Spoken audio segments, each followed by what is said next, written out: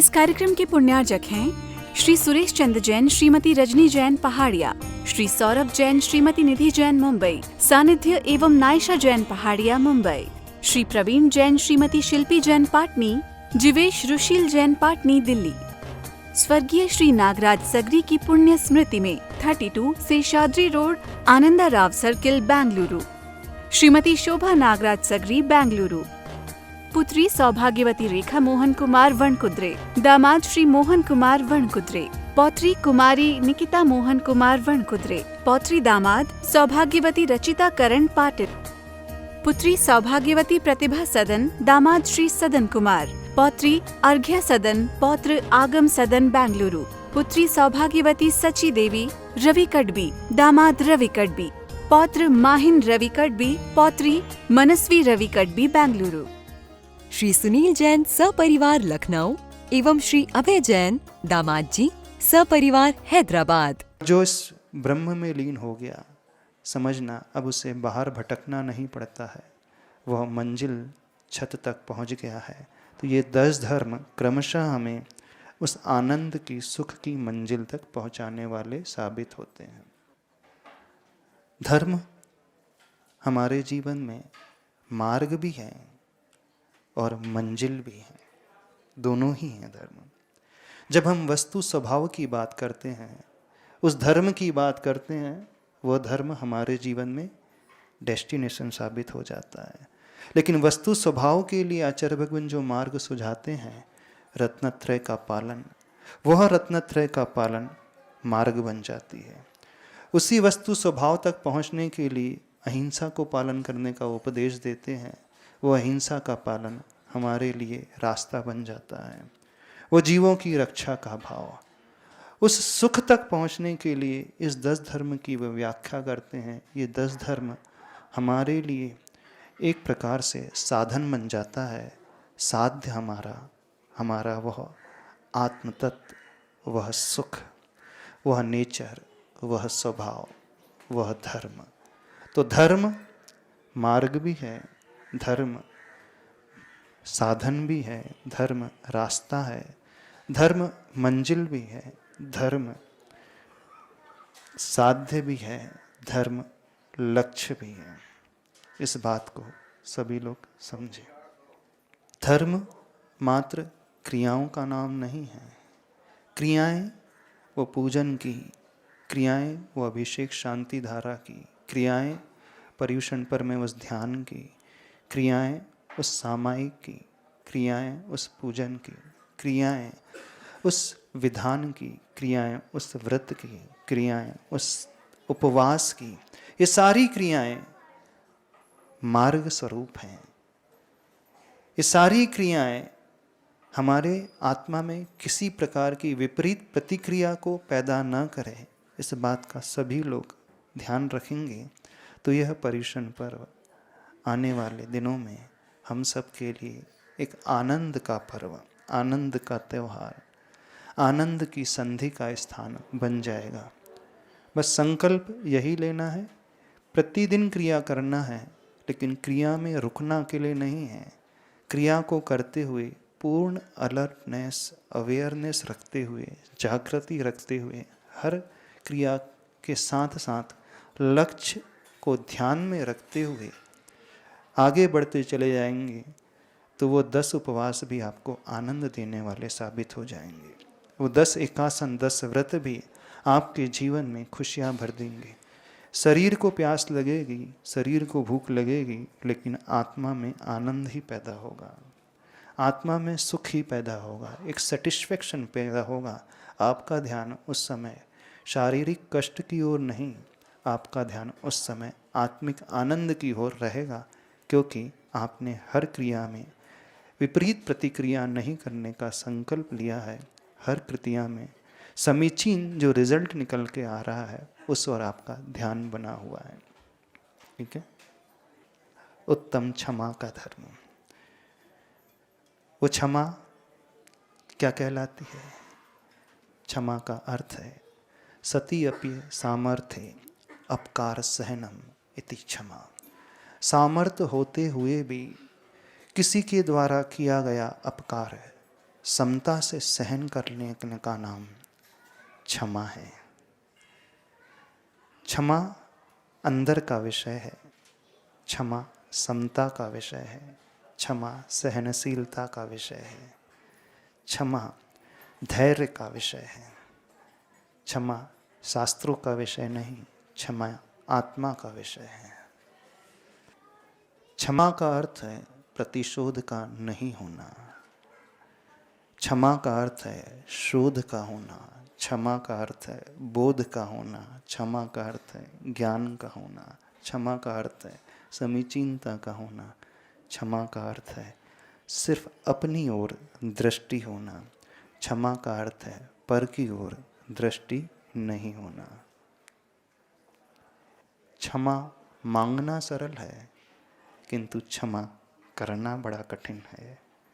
जितनी आसानी से हम सॉरी बोल देते हैं, उतनी ही आसानी से दूसरे के सॉरी बोलने पर हम अंदर से निर्मल हो जाएंगे, तो क्षमा हमारे भीतर प्रकट हो जाएगी।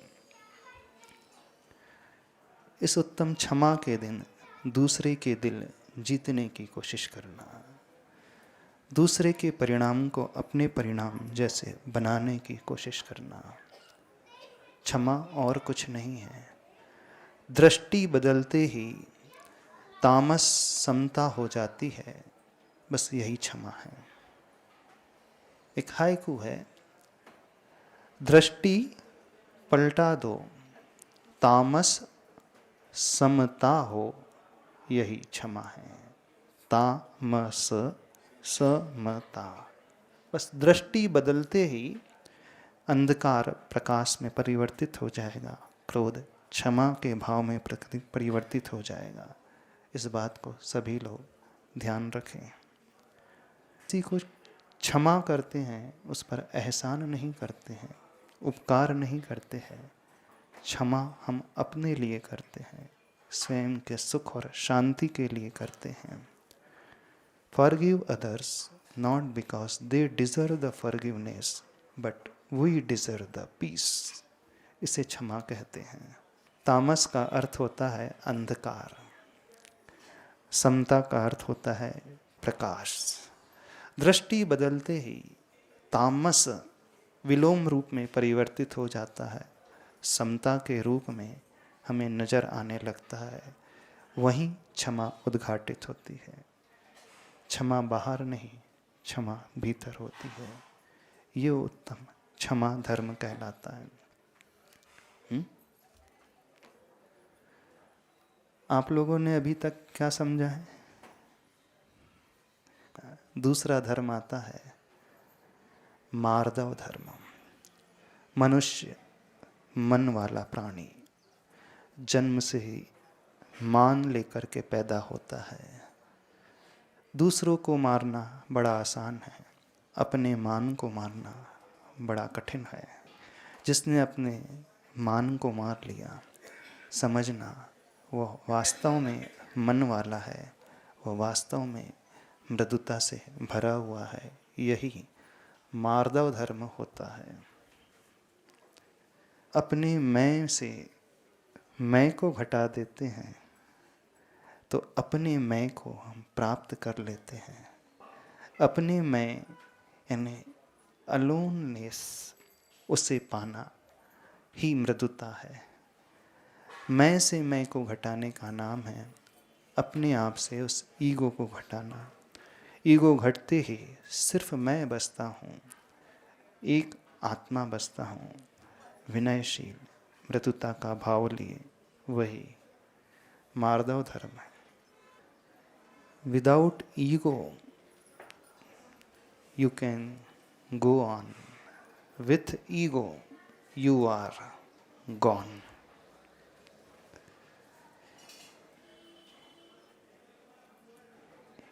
Ego, E go, enemies go, ऐसे बस यही ईगो है। ईगो का जानना है, यही मृदुता है, यही अभिमान से ऊपर उठना है। इस बात को समझना है। वो मार्दव धर्म जिस नाम के लिए हम अपने मान को लेकर के चलते हैं, उनका भी नाम नहीं रहा जो बड़े कहलाते थे, खुदा कहलाते थे। उन तीर्थंकरों का नाम भी हमें याद नहीं रहता है जो भूतकाल में हो गए हैं। तो हमारा नाम लेने वाला कौन रहेगा? बस ये भाव भीतर पैदा होते ही मान और नाम दोनों की भूख शांत हो जाती है। यही मृदुता का भाव है। आप लोग क्या समझते हो मार्दव धर्म से? पैर पड़ना, किसी के आगे झुकना। झुकता वही है जिसमें जान होती है, अकड़ना मुर्दों की शान होती है। आप दिन भर में कितने बार मुर्दा बन जाते हैं? सोचना। यदि अकड़न भीतर पैदा हो रही है तो समझना हम शव में परिवर्तित हो रहे हैं। हमें शव नहीं शिव बनना है। यही मृदुता का भाव है। क्या है मार्दव धर्म? दूसरों को नहीं मारना है। मार्दव का अर्थ मार दिया नहीं, अपने मन को मारना है। मन की तरंग मार ली, बस हो गया भजन। भजन गाते हैं ना? हाँ। यही है विनय का भाव, यही है मार्दव का भाव, यही है मृदुता का परिणाम। साधना वही मानी जाती है जो अपने मान को गलित कर दे, जो अभिमान रूपी वृक्ष को खड़ा ना करे, जो एकदम झुका हुआ रहे, जो एकदम लचीला रहे, जो एडजस्टमेंट करने वाला हो, जो क्षण क्षण पर कदम कदम पर कॉम्प्रोमाइज़ करना जानता हो। वही व्यक्ति विनयशील, वही व्यक्ति मृदुता से भरा हुआ होता है। उसे मृदु का भाव कहते हैं। एक बार में मान जाए तो मान की कीमत ही क्या, ऐसा भाव सबके मन में होता है। इसलिए वे एक बार में नहीं मानते हैं, बार बार मनवाते हैं। पर हमें गुरु का उपदेश सुन करके एक ही बार में मानना है। तो मानना कि हमारे भीतर मान ना आ जाएगा। नहीं समझ में आ रहा? तीसरा धर्म कौन सा है? सरल होना, आर्जव का भाव, वक्रता कुटिता का अभाव, कोई छल नहीं, मन में भी नहीं, शब्दों में भी नहीं, शरीर में भी नहीं, बस वही ऋजुता है, आर्जव है। सरल होना सबसे अधिक कठिन होता है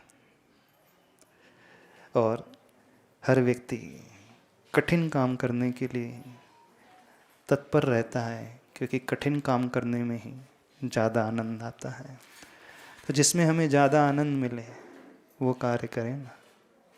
यानी कठिन कार्य मतलब सरल हो जाए। आ जाएगा क्या? सरलता का भाव। बालक क्यों हमें अच्छा लगता है? जैसा भीतर वैसा ही बाहर। जब व्यक्ति बड़ा हो जाता है तो भीतर कुछ और हो जाता है, बाहर कुछ और हो जाता है।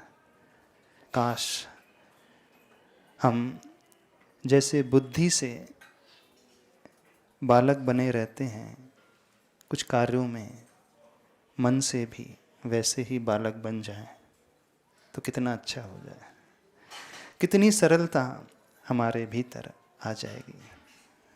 जब जब भीतर दिखावे का, प्रदर्शन का भाव आ रहा है, दुनिया मुझे देखे, अच्छे रूप में मान ले, सुंदर मान ले, तो मन मानना कि हमारे भीतर छल पैदा हो गया है, कुटिलता पैदा हो गई है। बिल्कुल मानना। प्रदर्शन का भाव बिना मायाचारी के नहीं होता है। तो इस परिक्षण में प्रदर्शन नहीं, दर्शन करना है। प्रभु का भी दर्शन, स्वयं का भी दर्शन। यही संकल्प।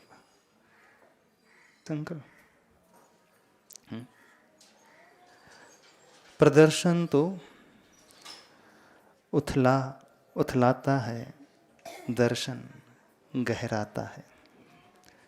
प्रदर्शन सतह पर रहने का नाम है, दर्शन सरलता गहराई में डूबने का नाम है। रत्न हमेशा गहराई में मिलते हैं, उथलेपन में कभी नहीं मिलते। सरल होने का नाम बिल्कुल उथलेपन से, छिछलेपन से हम ऊपर उठ जाएं, यही आर्जव धर्म है। अगला धर्म पवित्रता का भाव, बिल्कुल शौच का भाव। जितने चिंतित हम शरीर की पवित्रता को लेकर के रहते हैं, काश मन और आत्मा की पवित्रता भीतर पैदा हो जाए तो मानना वो शौच धर्म हमारे मन में प्रकट हो गया है। प्रकर्ष प्राप्त लोभात निवृत्ति इति शौचम। बहुत ज़्यादा जो लोभ का भाव है, उससे जब हम ऊपर उठते हैं वहीं पवित्रता पैदा होती है, वहीं आसक्ति टूटती है। शौच धर्म का अर्थ है आसक्ति को तोड़ने का नाम, लोभ को छोड़ने का नाम, और कुछ नहीं। Need can be understood but not greed. आवश्यकताएं समझी जा सकती हैं, लेकिन तृष्णा, लालच नहीं समझे जाते। इस कार्यक्रम के पुण्यार्चक थे श्री सुरेश चंद्र जैन, श्रीमती रजनी जैन पहाड़िया, श्री सौरभ जैन, श्रीमती निधि जैन मुंबई, सानिध्य एवं नायशा जैन पहाड़िया मुंबई, श्री प्रवीण जैन, श्रीमती शिल्पी जैन पाटनी, जीवेश रुशील जैन पाटनी दिल्ली। स्वर्गीय श्री नागराज सगरी की पुण्य स्मृति में 32 शेषाद्री रोड, आनंदा राव सर्किल, बेंगलुरु। श्रीमती शोभा नागराज सगरी, बेंगलुरु। पुत्री सौभाग्यवती रेखा मोहन कुमार वणकुद्रे, दामाद श्री मोहन कुमार वणकुद्रे, पौत्री कुमारी निकिता मोहन कुमार वणकुद्रे, पौत्री दामाद सौभाग्यवती रचिता करण पाटिल, पुत्री सौभाग्यवती प्रतिभा सदन, दामाद श्री सदन कुमार, पौत्री अर्घ्य सदन, पौत्र आगम सदन, बेंगलुरु, पुत्री सौभाग्यवती सची देवी रवि कड़बी, दामाद रवि कड़बी, पौत्र माहिन रवि कड़बी, पौत्री मनस्वी रवि कड़बी, बेंगलुरु। श्री सुनील जैन सपरिवार लखनऊ एवं श्री अभय जैन दामाद जी सपरिवार हैदराबाद।